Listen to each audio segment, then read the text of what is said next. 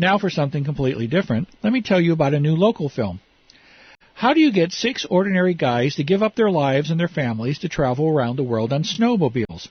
The documentary Wild Bill's Run starts with the intriguing declaration, "The following story is often true."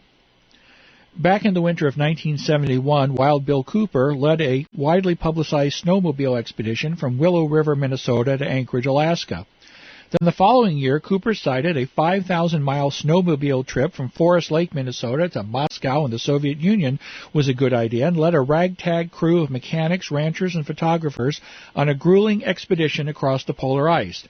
As this new documentary shows, they did not quite make it that far. The snowmobile expeditions are interesting enough, but there's another act to the story of Wild Bill's Run where he becomes one of America's 10 most wanted by the U.S. Marshal Service. Accused of leading a massive drug smuggling operation, became known as the Marijuana Air Force.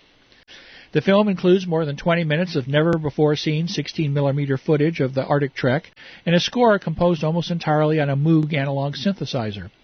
What is missing is hearing Wild Bill Cooper in his own words, but while we get to see him up close and personal, shaving, or from a distance in an exploding coffin, the only sound from that period is a song about Wild Bill and his snowmobiles that I have got to get to play on folk migrations this winter.